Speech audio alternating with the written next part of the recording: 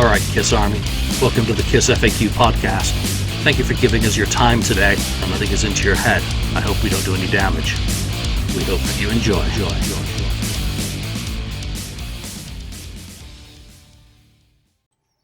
Welcome to episode 315 of the KissFAQ Podcast. I'm your host, Julian Gill. Today I'm joined by St. Louis Kiss Lonnie. What's up? Marcus Almighty Mark. Greetings. And 69th Blizzard, the voice of reason, making his return to the ring. Ken. Return to the ring. Get in the ring, get in the ring. Get in the ring, mother. Oh, okay. Nice Guns N' Roses reference there. So, I'm trying to think of any news this week in Kiss world, and I don't think there's anything Kiss related this week, or at least nothing that's kind of piqued my radar. Yesterday news came of a Target exclusive for Origins Volume 2, which has, I think, 3 or 4 minor differences to the artwork, one of which I think is really cool. So I'm going to now be buying that CD in addition to the vinyl and CD pack that I've already ordered, because, I just kind of go that way. And of course, I will then have to buy a version that comes in a jewel case, because I hate digipacks. But there we are. One of the questions that has been asked on the board is E1 overdoing it with all these different flavors of vinyl? Not that anyone has a gun to your head telling you that you have to collect every flavor. What are your thoughts on that? Ken, as probably the resident collector on this episode, what do you think about all these options that you have? Does it make life difficult? Yeah, well, you're not going to believe this, but I have not ordered any of it. Of oranges. I want to say oranges and origins. But, I'm probably going to get the Target CD, because I like that, cover, and it's inexpensive. But I have not ordered any of the colored vinyl. I'm thinking about the gold and black swirly one. Obviously the gold one, sold out right away. But yeah, it's a lot. But the thing is, I think they know some. E1 obviously, that's probably known from the past that people keep buying these things and multiple copies of the colored vinyl. So I don't think they would do it without, knowing that, we're based on, history, we're going to get some sales out of this. Yeah, and to be fair, the blue and white vinyl one that was announced, I think the third U.S. one is going to be the major market one. So you had the pure gold come first, and that sold out rapidly. That was impressive how quickly that went. And then it was replaced with the gold and black translucent marbled vinyl, and then they announced the blue and white one, standard edition, which, that'll show up in your local record stores. Again, for Origins Volume 1, I was up in a record store in Santa Rosa last week, and they had a copy of Origins Volume 1 on vinyl, so that is good. Spaceman was in stock in a little record store. That looks good. Really good as well. I must say, I'm particular to that grape-colored European one. So that does look good. Lonnie, what's your take on all these different flavors and varieties? I ordered that first one, that combo pack that came out, the limited to 1,000, whatever it was. I ordered that right away. Well, I was hesitant at first, and I was like, oh, do I want to do it? Do I not want to do it? And then I was just watching TV, and I was just playing on my phone, and it said 75% sold out in less than 12 hours. I'm like, crap, I better just go ahead and do it. So, I ordered it, and it's fine. Are they overdoing it? I don't know, because it seems to me that people are buying them. So, because they keep saying, they're selling out of this, they're selling out of that. So I think Ken's right that they know their market, and they know Kiss fans. They know, hey, these guys are going to go buy. These guys obviously do not have a problem buying the same music over and over and over again. So why not put it out in multiple versions right out of the gate? And people are buying it. If they just put out one edition of it, how many? They probably look at themselves and say, well, how many of these are we really going to sell? So if we put out multiple versions of it, we can get a Kiss fan to buy 3 or 4 or 5 or however many copies that they think they need to be a completist and satisfy, their needs. So I don't have a problem doing it. I'll order my one that I want, so I can say I have it, and but I don't need every copy of it. But if you feel you do need every copy of it, more power to you. Yeah, and I've ordered the combo pack of the gold, and I must say, when I saw some of the other colors announced, I was like, I would have rather had that. So I always figure that if you don't like the color offering, and you notice that they haven't done black yet, of course, just regular boring black colored vinyl, that you can find the flavor that you like. It's not like a box of Skittles. Actually, those all taste the same, don't they? Mike and Ike's would probably be a better one because they do taste different. But there you go. You get everything that you like. I know when I get the combo, I'm giving away that digipack that comes with it because of ordering the Target one, which I like the artwork better from. So I'll keep an LP, give one away. I've got a few extra copies of Spaceman around, so we'll do a giveaway around the time where we discuss the whole album and after we've heard all of the songs. Mark, what's your take on it? And thank you for showing everyone the pictures of the different versions while I was prattling on. I like doing that. It's kind of my contribution to the show. So, but yeah, I think that yeah, look, I think Ken made a very good point that I don't think E1 would be making all these different versions if they didn't already have a good idea that they would sell. Because, nobody wants to get stuck with 1,000 boxes of vinyl that they can't move. You know what I mean? Like that, there's nothing worse than that, So, me personally, I also have not ordered anything yet, but I explained to this on our East-West vinyl analysis episode that me and Ken did just recently, that I'm waiting on, more colors, to be quite honest. I'm sure there's going to be more, so I'm kind of waiting on one that really tickles my fancy, because I do want to buy it. I got Origins one. I got that, I guess that normal kind of bluish one that they had when it came out.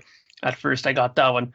But I'm expecting some more colors. I really am, So until that happens, I'm gonna kind of wait it, because the gold one looked nice, but that sold out right away. The blue one looks pretty good, but I'm hoping for a couple of other ones, because I liked it when he did the orange one, for example, for the other record there. I thought that one looked really nice, and I even liked the picture disc that he did.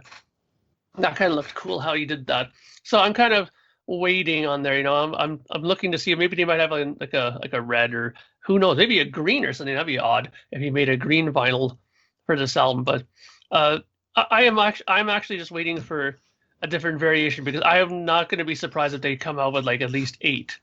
I'm expecting that many. So, because I think it went well the first time around. So I'm waiting, but I will get it, even if I just get the CD, because I want to have a proper copy for when we do the full review of the album.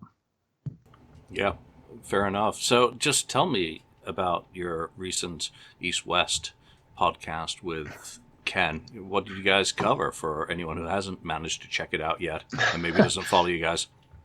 Well, we did first we started off because we mentioned that we were away for like 10 months was like the last time we did an episode. But, many things had happened in between then, including COVID, unfortunately. So, but, we went and decided to take it easy, do an easy topic. We did debut albums, our favorite debut records, and picked 3 each and talked about them. And it went really well. Me and Ken seem to do this rather smoothly now. We have a good back and forth rapport with this kind of stuff. Thanks to, Julian and having us on here. We've kind of, we got it all figured out now as far as podcasting goes. So it's going good with that. And I think we're going to attempt down the line to do one of our classic album battles, where we pick one record each and compare everything from production to album artwork to all that stuff, and see which one we think is a superior record. And then we kind of, do like a round robin, and then other records will face each other. So it's kind of cool, and we're having fun doing it again. Nice. Lonnie, what's your favorite debut of all time? Appetite for Destruction. Come on now. That wasn't their debut. Live Like a Suicide was their debut. Oh. You knew I was going to say that. I was ready to ambush you. There we go. You had it on the holster, ready to go. Yeah. What's mine? Probably Tesla, Mechanical Resonance, or Night Songs. Cool. Yeah. All right, so let's get into some topics. We decided to go to the board this week because, you know what, when I posted that we'd do a show this Thursday, I didn't do any prep work because I've been on call, been too busy. And this was a late edition. So let's start with the best of Gene Simmons, 1983 to 1992. What are some of your picks that you would assign to the Demon as him particularly shining on in that period? And we won't talk about his wigs. We'll talk about his music. And let's start with you, Mr. Ken. Okay. Yeah, since I brought it up, I saw this topic on the board. And some people, well, the first person that put it out was had like 10 picks, okay? Though I know, Julian, you teased me and said you could only pick 3 songs from the whole period. I was like, okay. But my picks, and not in any particular order, I have 12 picks, and obviously it's the, what was the date range? It's the 83 to 92. 83 to 92. And so I started off obviously with the Lick It Up album, and so Not for the Innocent, Fits Like a Glove, Dance All Over Your Face, and On the Eighth Day, and I like all those songs, I really do. And I actually chose off Animalize Burn Bitch Burn. I don't know, I like the, you know, more it's more about the music on that one than obviously the lyrics, because I like the groove of that one. Then Trial by Fire and Secret Really Cruel from Asylum, and then Hell or High Water from Crazy Nights, Betrayed from Hot in the Shade, and then from Revenge, Unholy, Domino, and Thou Shalt Not. And those are 12 songs that I picked.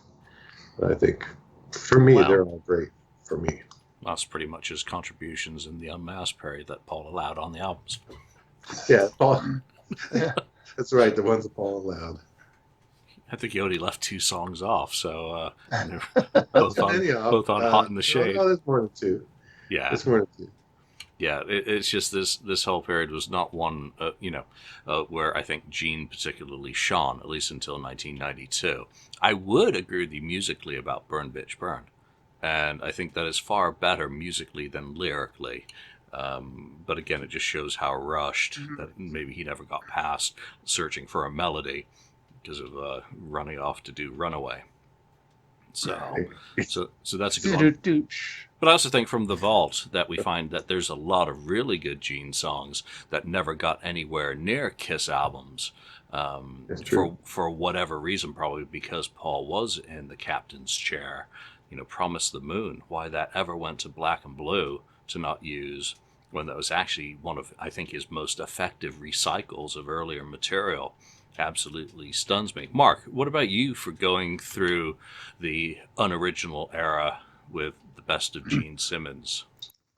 Well, I mean, I kind of made a joke too on that little thread that I said that really there was that many good songs to pick from, but it's the same thing though, that kind of what Julian said. I think that Gene's strongest material was in the earlier span of their career. Obviously, I think at this point he was kind of checked out, and whatever was on the records were probably not some of his best work. But I find that a lot of the songs that immediately came to me were from Revenge. I mean, I think Thou Shalt Not is a fantastic song. He's nodding his head. Yeah, you know, same with Paralyzed is fantastic. I think that's a great song. You know, obviously Unholy.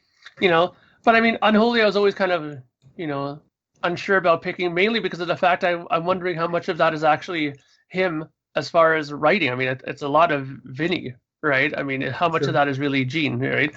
So, but I mean, there's other songs that obviously he did very well. I mean, Lick It Up, I think, is probably the last record from this period that he had a lot of contributions in. I mean, you know, he had like tons of songs on there that you could have picked on. But I mean, you know, Not for the Innocent, I think, is good from that album. But I mean, I'm also a big Asylum guy, so I love Any Way You Slice It is good. You know, I think Secretly Cruel is okay. it's not too bad. But again, you don't have too much to pick from on here, right? Trial by Fire is good, right? But it's as you get later into the records. I mean, especially when you start getting to around, like Hot in the Shade, it's slim pickings there. I mean, as far as good songs, right? So, but I mean, I think the one song that I think that was surprisingly good, or at least that I liked, was Hell or High Water. I thought that was a pretty good song too, and not in one of his better periods. That it? You done? Yeah. Really? Yeah, that's it. Well, Lonnie, you're just going to have to make up and really go to town on this topic. Go for it. Well, I don't think it's fair to include Revenge in this topic, obviously, to start off with. Number one, because the best Gene material is on Revenge, and I we've talked about the '80s and the Unmasked period quite a bit, and I as much as we talk Revenge on the show, I think we usually agree a lot of the times that the Gene stuff on Revenge is really good, and it was Gene rededicating himself to the band and to his craft. So obviously those songs on Revenge, I would have to, if you're going to include 92 in this list, would have to be included with Unholy, with Domino, with Paralyzed, with Thou Shalt Not, and I'll throw Spit in there as well. I know Julian's ragged on Spit on this show in the past. He's not a fan, but I have to throw Spit in there as well. I think it's a fun song. And if Mitch was on here, he'd agree with me too. But I would throw but those songs aside, because I'm going to pick all of those. But I really like Not for the Innocent, obviously. And no one has mentioned Love's a Deadly Weapon. As much as I love that song, actually, and it's a silent pick. So I think that's my favorite Gene song on Asylum is Love is a Deadly Weapon. And I like Betrayed on Hot in the Shade. Hot in the Shade doesn't get much love, but I do like Betrayed. I was always curious why that wasn't a single back in the day. I thought that if you were going to make a Gene single of any kind for a change, but I think Betrayed would have worked as a single of Hot in the Shade. It's one of the. I mean, there's not a whole lot to. Well, I guess there is a whole lot to choose from off of Hot in the Shade. Because that's one of the biggest problems with Hot in the Shade is that there's too much to choose from. But I think you could have, picked that as a single. So I think a more interesting topic for me. I think a more interesting topic would have been, the best of Gene between '83 and '90, and throw out those Revenge songs because we've all Mark's mentioned Revenge, Ken's mentioned Revenge, to throw those out and then try to compile a list. I think would be a lot harder. Yeah, I'd like to raise you on that and say get rid of both bookends, and no picks allowed from Lick It Up, no picks allowed from Revenge either. Yeah, there you go. Now you're two talking. Songs. Well, no, I'm gonna have to use his vaults and use those songs. No vault. No vault, and none of the bands that he produced and gave away materials. So no Keel, no Easy O, no Black and Blue. Yo Williams. No. No Wendy Williams. No. Yeah, no her. All right, so where do I start with the best of Gene Simmons? Lick It Up, it's not difficult because he's got some really outstanding material on that album, without a doubt. Not for the Innocent's already been mentioned. Fits Like a Glove, would be the two that really stand out immediately. On Animalize, I think you need to give him a little bit of love on that album. Maybe the gold star for effort, and blame it all on Paul for, not allowing it to be fixed. But I've always been partial to Murder in High Heels. There's just something about the swing to that song that I do dig.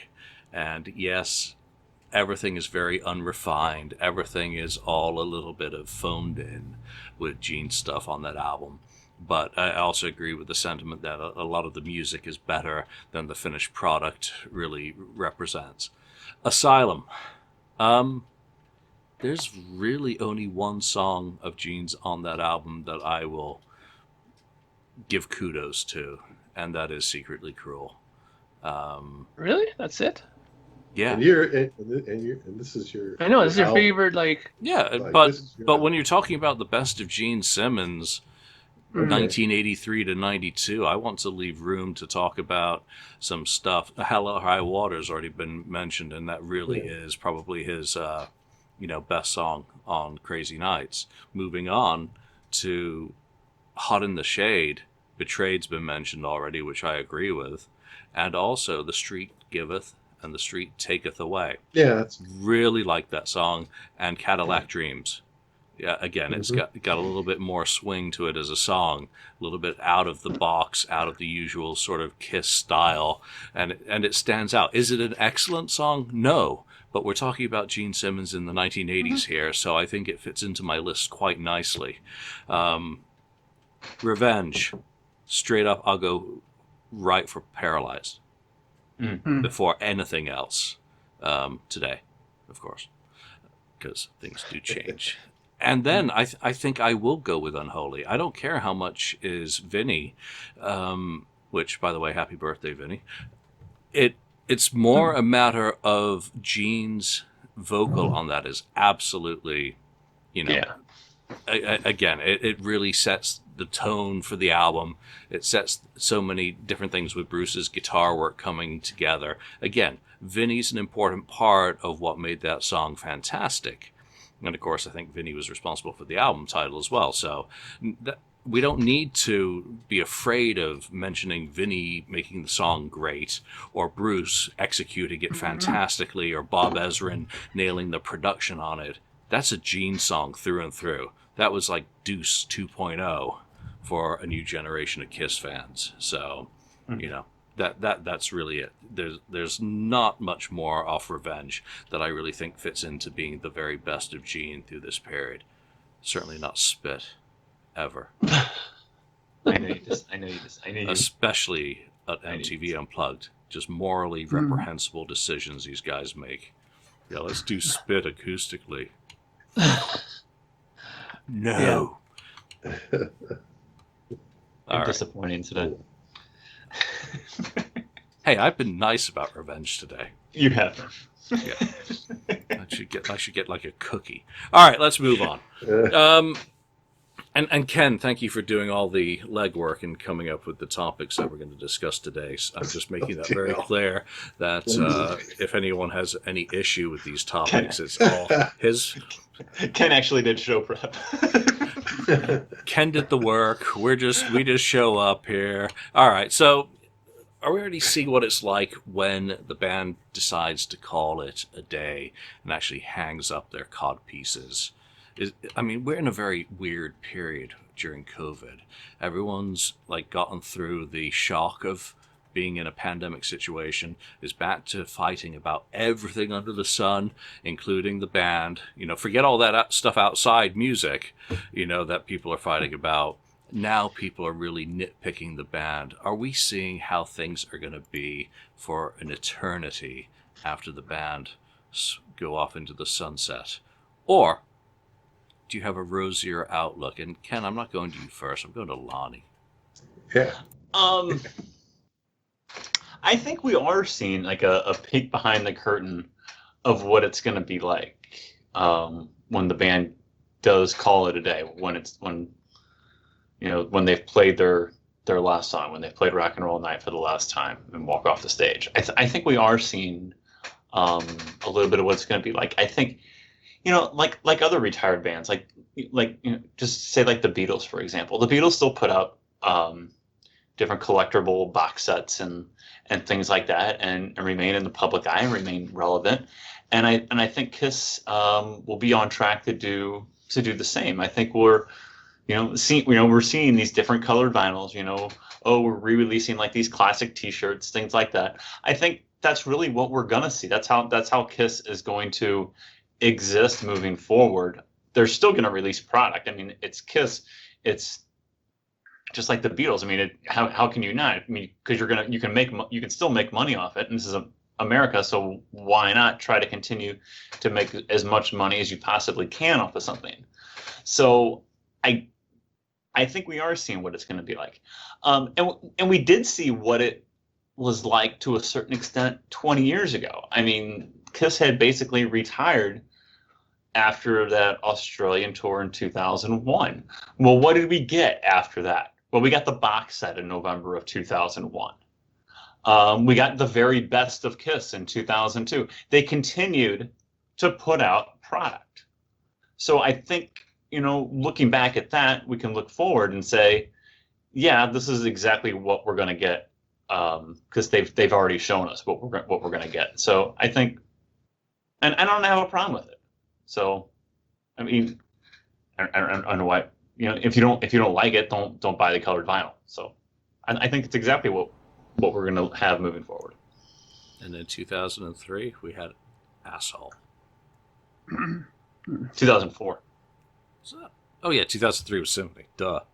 There we go. So yeah, I think the point with the box set and the very best of Kiss. The very best of Kiss has done incredibly well. I mean, that's essentially a platinum album now. Mm-hmm. That is absolutely that is absolutely amazing. It did finally go gold, but in SoundScan it was over 800,000. Which is incredible. And what was it, 2003, the first Millennium collection, I think, came out around the time, and that went gold eventually. So, again, I think the key thing is, in the future, it's going to become merchandise-centric. Obviously, duh, it's Kiss. But I think there are a lot of golden opportunities, and I can't wait to see what they do come up with. Will I like a lot of it? Probably not, but I've never liked a lot of it anyway. I've been able to be very selective on the things that I do support and buy. So, more dolls. Hey, if that floats people, well, what's the new one? Is that Funko, the soda? Yeah. I think I saw that, but I just don't pay any attention to it. It makes me very bad as a reporter of fact. I'm so biased in my dislike of so much merchandise that I'm not able to report on it. Mark, what do you see in the future? And do you think now is a good representation of it? And if so, do you like now?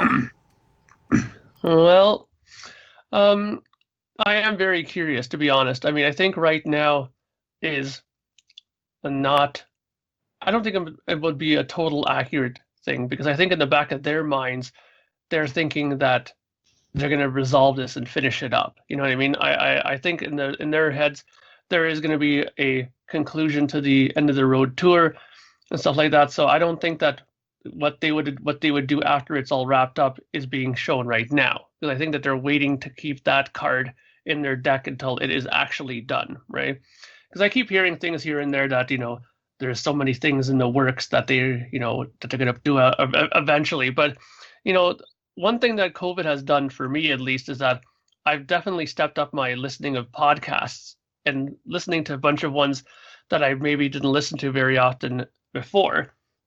And it's been interesting to hear people who, claim to have an ear to the ground with certain things revolving around Kiss, and that some people have said that, and this is one thing that you said before, Julian, as well, is that Universal Music isn't exactly a great partner to work with Kiss as far as releasing stuff.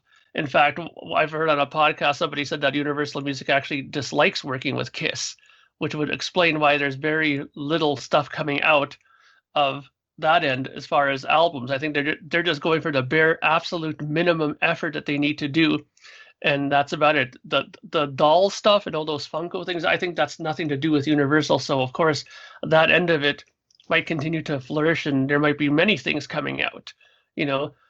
As far as from what I hear, and like I said, I mean, I don't know if this is fact or not, but it comes from some people that I've actually trust in somewhat as far as information. But I think that the vinyl end of it, unless it's somebody that tries to go for a license, like how the Rockology thing, how they got the rights to release stuff, and same with Jason and those guys, how they release some of those Ace things on their own, their own kind of venture.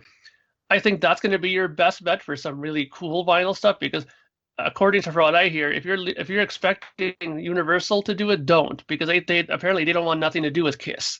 So I think our best bet is to let some other willing participants step up and hopefully try to get licensing off Universal to do some nice, cool things. But who knows? I mean, I could be wrong. Maybe when they retire, maybe they bury the hatchet and extend an olive branch with Universal, and something happens, and we get all kinds of fantastic things. But I keep hearing that there's stuff in the works for Kiss coming down the line, and a lot of it is not vinyl related. So let's see what it's going to be. And I think though that once they're actually done, they might step up and put pressure on getting a lot more stuff out there, because I think right now they're just kind of biding their time and waiting until this whole thing kind of simmers down and they allow concerts to start slowly happening and stuff like that, and just I think they just want to resolve this tour. I think that's their main thing on their list, and then after that they'll tackle the next thing. Yeah, I think it's really interesting. I don't want to even try and figure out what the relationship between Kiss as a business and Universal as their label is when everything else that comes into play. I will say this to be, completely fair to them. They've managed to do Dress to Kill vinyl, Unmasked vinyl. Mm-hmm. There are CD reissues coming in Japan of some titles that have never been officially released on CD. Def Leppard and Universal had a notoriously bad relationship, especially over digital music rights, and yet they still managed to release the deluxe editions of Pyromania, which came with a live show, of Hysteria, which came with all the B-sides, and then Adrenalize, for what it's worth. Which again had a plethora of B-side material. So a band's relationship with the label is not necessarily as important as perhaps maybe the label not burning all of the masters. So we don't know how that plays in, the fire Universal storage, or whether everything had been digitized and, put in the cloud before any of that happened. But I think they've done actually, to be perfectly fair, I think they've done a pretty good job over the last year of putting out vinyl on a regular basis. Does it appeal to me? No. And that's personal preference. That's not that they're not doing it. It's just, doesn't, work for me.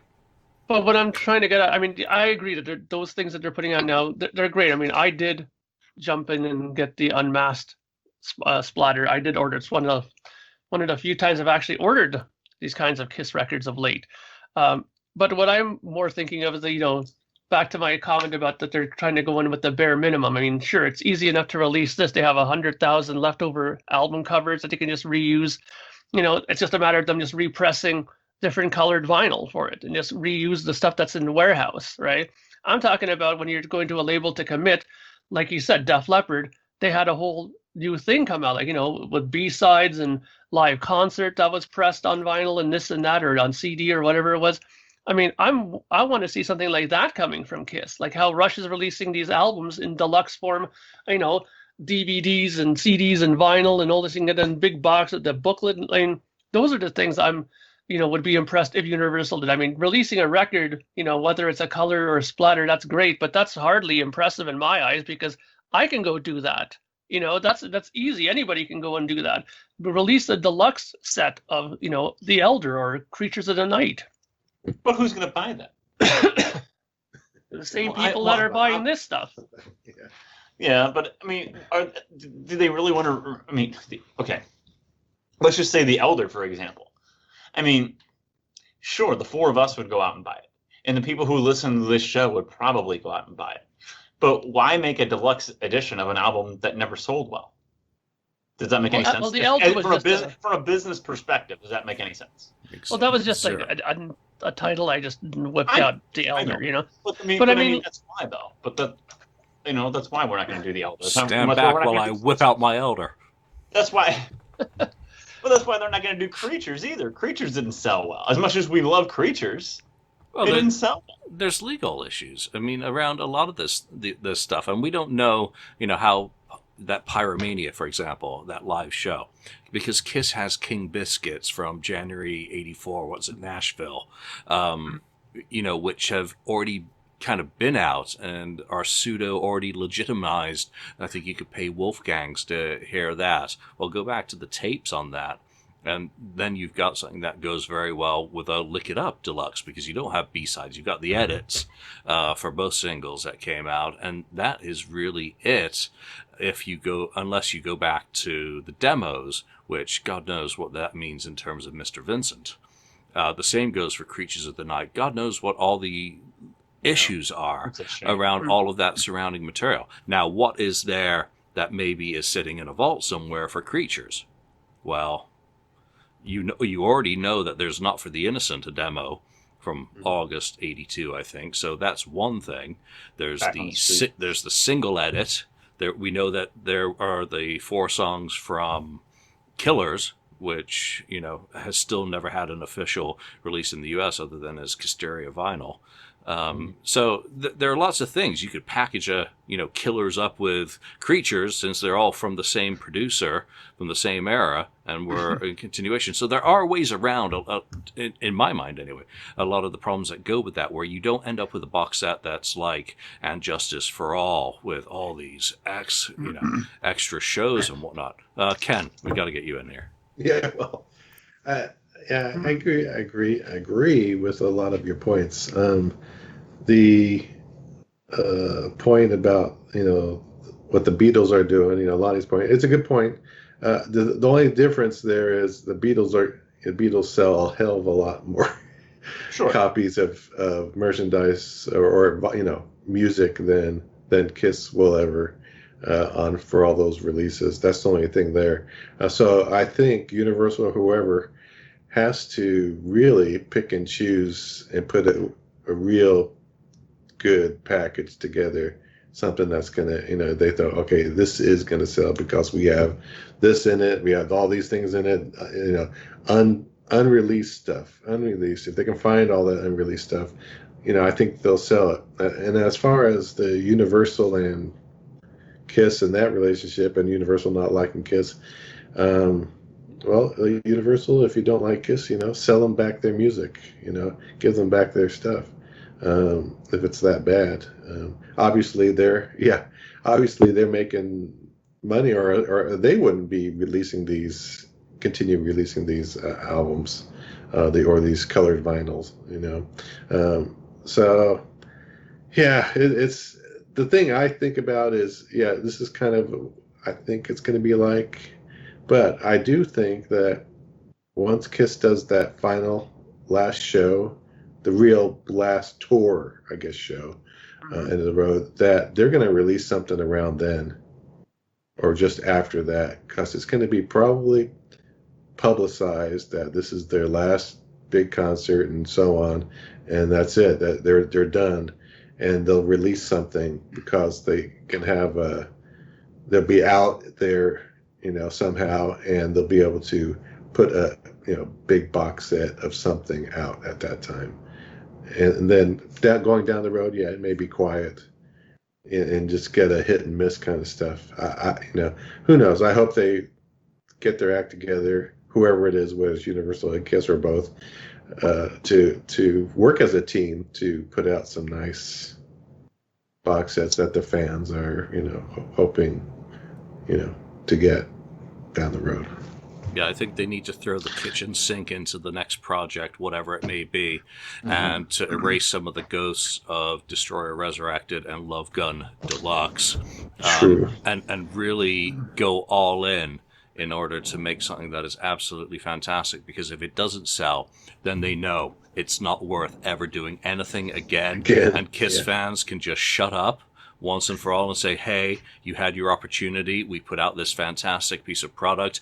We addressed everything that you complained about with Resurrected, everything you complained about with Love Gun Deluxe, everything you complained about the Alive box set, or Hysteria not having this, not having that.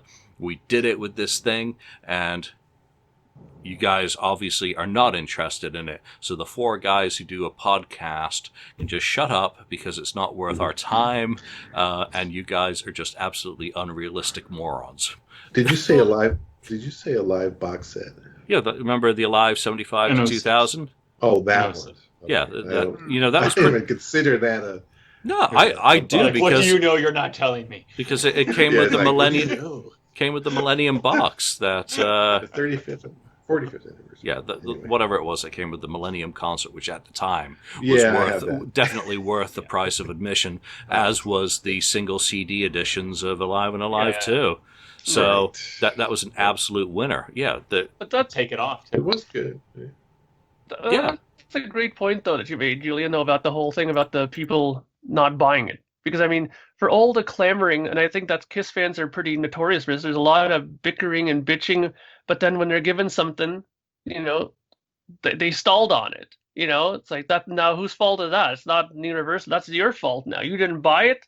Why would you go out and make another thing now? You know, it's I mean, you have to look at it from their end of it as well. I mean, sure, everybody looks at Universal as the bad guy in this, but you know, if they're sinking in the money to do it and nobody buys it, just like Lonnie said, I'm not going to go out and do it again to redo this effort in putting it in and dumping this money into it if nobody's going to go and buy it. You know, it's a good point. What will happen if the opportunity does arise? Because they're looking now here and seeing that, you know, Ace's records are selling out within like 24 or whatever 48 hours that one goes out, but I mean, it's only what, 1,000 copies.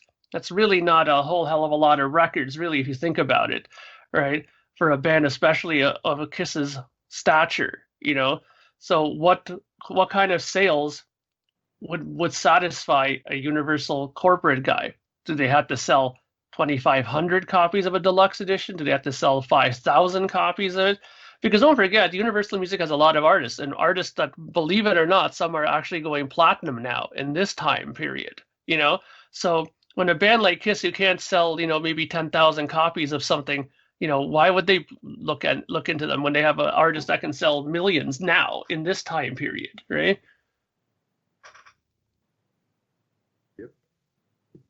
Can't find my unmute button. Yeah. And then we come back to the stuff that is boutique. You know, like Rockologist formerly did, like the Kiss My Wax guys have done. You know, what is licensable to put out at a higher price per unit on a smaller scale? Does that get anywhere near the interest or the costs involved in licensing not only the material, but the trademarks, the copyrights, and God, I mean, I don't even want to know that side of things. So, you know, I think give it one last good effort. You know, who was it? Craig Smith, Pots and Sods, posted a wallpaper of all the Paul McCartney boxes that have come out over recent years. And I was just staggered to see that amount. And then you think about the Metallica ones. I've not bought a single one of those, by the way. You know, just how impressive those are. So I live in hope, and, you know, we shall see. And if Kiss fans don't buy it, then shut up. Yeah, exactly. You know, I get it with the ones that we've had in the past. You know, Destroyer Resurrected was not as was hoped it would be. But come on, Sweet Pain with Ace's original solo, that was, you know, pretty cool. But I still think that should have been on a single rather than, you know, calling it Resurrected and having Bob tinker around with it and edit it. And, you know, Love Gun was just lost the plot, you know, completely. But there we are, you know, and I guess the rest of the fans spoke as well. All right, let's move on into another one of these. Will you or the Kiss Army lose interest once it really is over? I mean, what do you see happening? I keep hearing the Beatles mentioned, but the Kiss are no Beatles. The Beatles were still having #1 albums decades after John Lennon was dead. So there is no comparing it. Mark, start with you.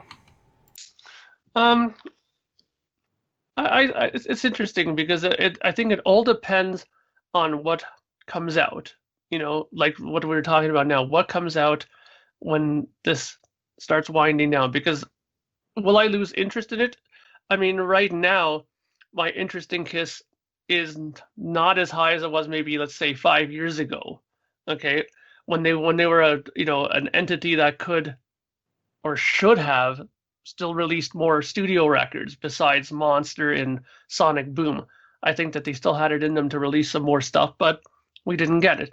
But now that we know that it's really coming to an end, you know, that's when usually most people's interests slowly start disappearing, because unless they really open the floodgates and start giving us tons and tons of stuff that we didn't expect to see, then I think it's just natural for people's interest to kind of, dwindle down a little bit. I mean, for example, my love and interest in Rush has always been very high. When Neil Peart died, that kind of dropped my momentum in them, because I knew that any chance of them saying, okay, we're going to reunite and just do one more batch of shows at Radio City Music Hall or something, it's never going to happen. Because if there's one thing that I do kind of believe, is when Geddy and Alex say that they're never going to play a show under the moniker of Rush because Neil's no longer with us, I believe them. I don't care how much Mike Portnoy's praying with a rosary in the corner, saying, please just pick me. I can do Neil, no problem. And we can go out and do a tour with us three.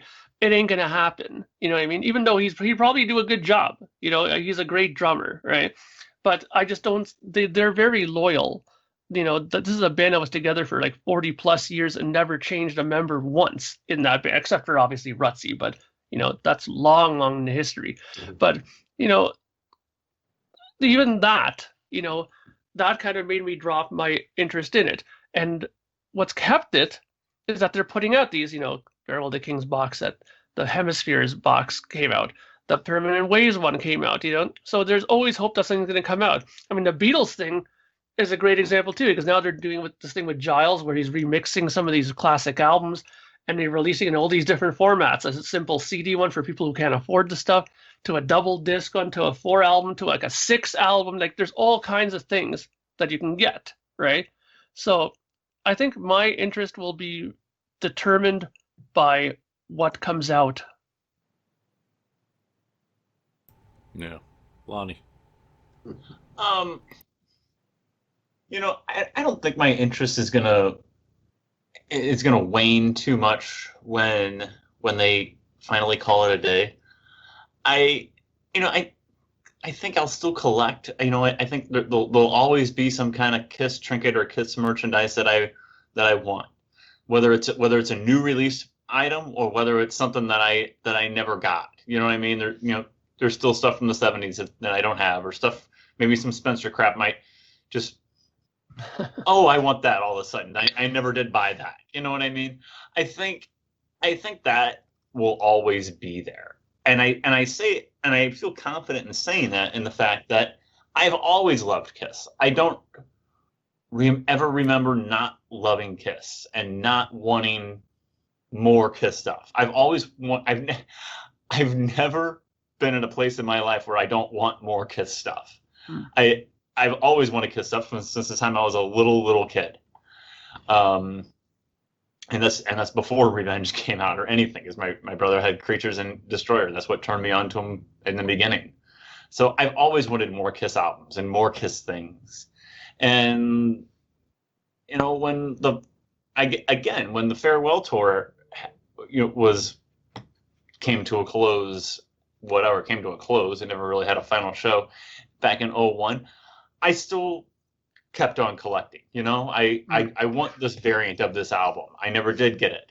I want these dolls that I didn't buy. I want whatever. I still think I'm always going to collect Kiss. Has my interest in Kiss, gone up and gone down during my lifetime? Sure, absolutely it has. Just like anything else in life, you're into something a little bit more at times, and you're into something else a little bit more at times. So I think there'll be times that I'm not into it as much, and I think there'll be other times where I get back into it for whatever reason. So I don't see that changing when Kiss plays their final show. I think I'll always be into it, and I'm kind of stuck with them too. I have their names tattooed on my legs. I really don't think it's going to be able to. I'm not going to be able to get rid of it. So. Gene Simmons approves Lonnie's message. Ken, how about you? Yeah, like Lonnie said, I've never lost interest. There's been some points where maybe I kind of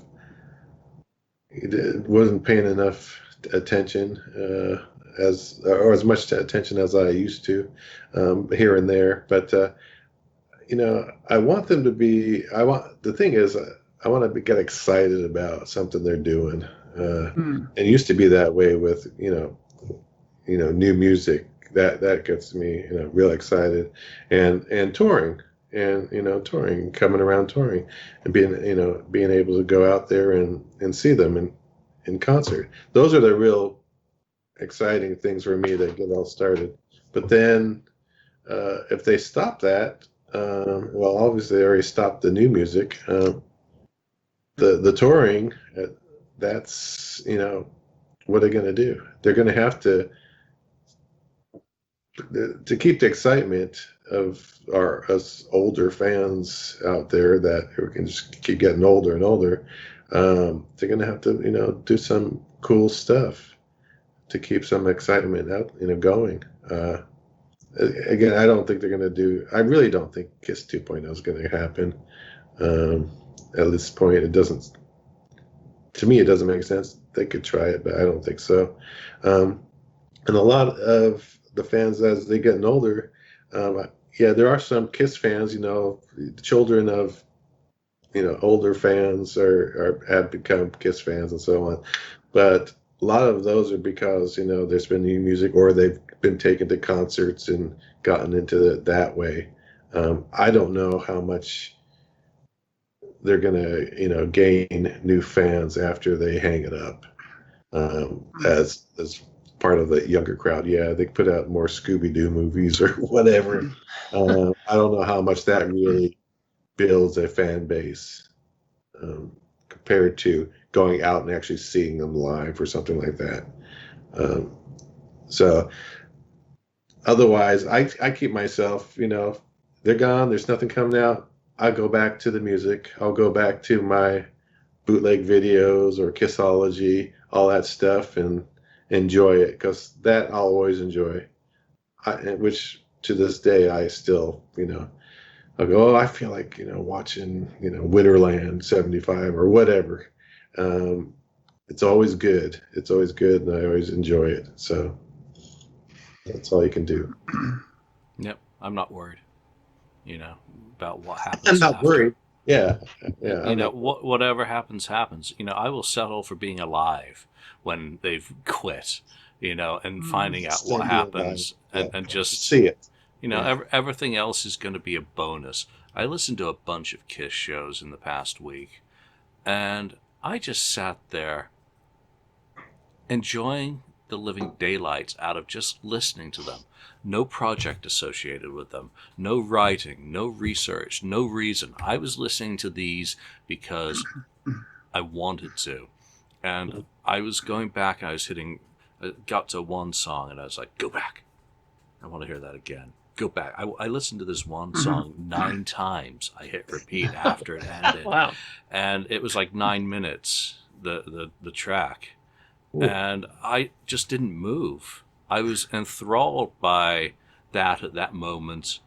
And to know that I've got, thousands of tapes and CDs that I've never really listened to. All those days or years that I collected back when I lived in England and Scotland, and I'd get all this stuff in by mail. I've got this big box of cassettes I've been, starting to work on again, that I bought a couple of years ago that I've just been sitting on my desk, not doing anything with. I've got so much stuff to go through and to rip to digital, to put up in my cloud, and to see if it's worth keeping or delete and chuck the CD or cassette or whatever, to keep me occupied and entertained. And, one of the shows I was listening to was really pretty dire in terms of its audio fidelity, but in terms of its performance, was absolutely spectacular. Mm-hmm. So I'm looking forward to that. I'm not worried about what the band may do, what the fans may do. Does the FAQ exist? I don't care. As a fan, I'm pretty sure I can find a way to entertain myself and enjoy maybe some of the things that I've missed while I've been focused on running a site and doing this and that over the years, while it was all still going on. So, can we ask what song you played 9 times in a row? Give me more. Oh, really? With Vinny. Oh my God, it was spectacular. Nice. Yeah. absolutely spectacular. Just hearing him wring the living daylights out of that I neck. saw that. You saw that. I hate you. But that, that's I know. but So that's a much good so. point though that you brought up. He just deadpans it. I saw the one that. He's like, Julian. Yeah, I saw that. That's right. That's right. Here's the T-shirt. I saw Creatures 3 nights in a row, wherever the hell it was. Okay, Mark, continue with your thoughts. Sorry. No, I was just going to say that one thing that Kiss does have a big advantage of, though, is that there's a lot of bootleg stuff out there. And if there's one thing that Kiss definitely does have, is a lot of bootlegger people who can make these packages that Universal's not making. Like some of these live packages that come out are just spectacular that came out. Some of these Unmasked tour ones are really nice. And some of the Creatures ones that they did, like there's so many really fantastic packages that are made by these, people who shouldn't be doing them. But, they're filling a void that's obviously there, because I see a lot of people now more and more posting that they have this stuff, and that they enjoy listening to it and collecting them, because maybe some of the audio wasn't the greatest, but the things that they include in this stuff, like the posters and books that they make from this stuff, it's just incredible. Like some of these people should seriously consider making a proper, legit label, and getting into doing this, because they do a really good job. What, and have to pay the artist? God forbid. Well, no, I'm just saying if they Less enjoy doing those kind of things, maybe start a label and look for new bands and to help start that, because if people like doing those kinds of things. It doesn't have to be with Kiss stuff. I mean, just with another band. I mean, because some of these people are really good at doing these kinds of things. No, I agree. They do fit a niche that isn't being met elsewhere, and I've just kind of avoided an argument that I've made about the quality of some of the shows by just saying that I've enjoyed, listening to a recording that wasn't, the greatest quality, because the performance was good. So yeah, you're absolutely right, Mark. And who knows, what we're going to see, happening. Before we wrap up today, I want to just draw everyone's attention to a podcast that just came out. It's a video. I think not sure if there's an audio version of it, but it's the making of the Kiss album artwork, Chapter 1, Alive. Artist Claudio Bergman, who is actually well known for doing the cover for Judas Priest's Firepower album, interviews Dennis Wollock. So you have an artist and a really cool guy interviewing a artist and a really cool guy, and hopefully we'll get to hear a lot more episodes of that. I've stickied that on the KissFAQ message board if you want to know where to find that show to give it a watch. I'm going to be watching it this afternoon as well. But it's just another really cool spin on topics that have been done many times. Obviously, Dennis has been on a lot of shows regularly on the Destroyer podcast, but yes. this is an artist, professional artist interviewing another professional artist, which I think should give a very interesting perspective. Just like when musicians talk to one another and are able to connect on a similar level. So do check that out. Look forward to hearing everyone's, opinions of that and how it did. And do post on the FAQ what you thought of it, because I'm sure word can get back to, those involved in that podcast, what you thought about it. And it's always nice if you enjoyed it to let them know that you did so. It's always appreciated feedback, positive and negative. All right, Ken, I think that's enough of your topics for 1 week. That's enough. Too much. Thanks, Ken. Oh, great job. I mean, that was really fun to get into. And, as always, we went in areas and directions that I didn't, think would happen. I didn't do any preparation for my gene picks. It's all straight from my heart today. Oh. Yes. All right, so that's it for today. Happy birthday again, Mr. Vinny Vincent. He has now announced, of course, his shows for, I think, October. Only if you're a member of his special group. So there you are. I'm not, I guess. So. I'm not, but I'm just not in the mood to travel at the moment. I may have to go to England. Nashville? Where is it? Where is it? Yeah, it's Nashville. Okay. Which I would love to go to Nashville. And I'm kind of bummed not to be there in August for Rockin' Pod, but it is so freaking hot at this time of year in Nashville. It is hot there. Yeah. All right, so there we are. From Mark, from Lonnie, from Ken and myself, thanks for watching, and we'll see you next time on the KissFAQ Podcast. Bye now. Thank you for spending time listening to the KissFAQ Podcast today. All sales are final. There are no refunds. If you'd like, look us up on Facebook or come over to the KissFAQ message board and discuss the topic we've broadcast today. Don't forget to rate us on iTunes, Spreaker, or wherever you've listened to the show. We hope you'll join us again.